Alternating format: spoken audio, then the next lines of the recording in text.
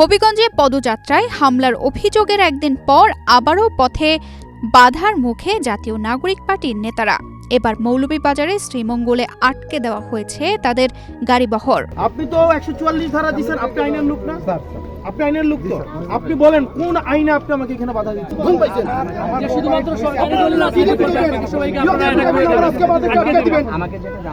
সরকার দলের লোক আসলে তো ঠিকই রাস্তা ছেড়ে দিতেন।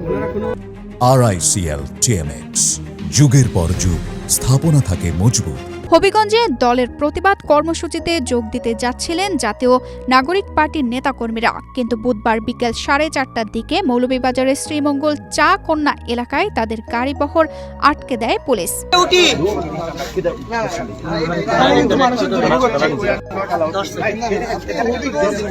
এর আগে মঙ্গলবার হবিগঞ্জে এনসিপির পদযাত্রায় স্থানীয় বিএনপি নেতাকর্মীরা হামলা চালিয়েছে বলে অভিযোগ করে দলটি। ওই ঘটনায় এনসিপির আহ্বায়ক নাসির উদ্দিন পাটোয়ারি, মুখ্য সংগঠক সার্জিস আলম সহ কয়েকজন নেতাকর্মী ও সাংবাদিক আহত হয়েছেন বলেও দাবি করা হয়।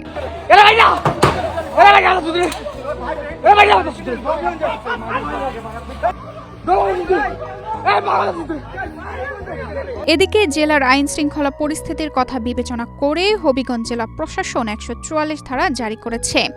পরিস্থিতি নিয়ন্ত্রণে মাঠে নেমেছে border guard Bangladesh. Habiganj battalion থেকে 3 প্লাটুন সদস্য মোতায়েন করা হয়েছে। জনসাধারণকে সতর্ক করতে ড্রোনের মাধ্যমে মাইকিং চালানো হচ্ছে। পাশাপাশি জেলার সংঘাতপ্রবণ বিভিন্ন এলাকায় অন্যান্য আইন শৃঙ্খলা রক্ষাকারী বাহিনীর সঙ্গে সমন্বয় করে দায়িত্ব পালন করছে বিজিবি।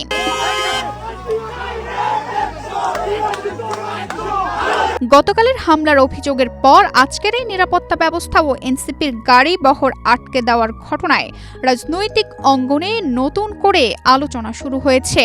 পরিস্থিতি নিয়ন্ত্রণে রাখতে প্রশাসন ও আইন শৃঙ্খলা রক্ষাকারী বাহিনী সতর্ক অবস্থানে রয়েছে।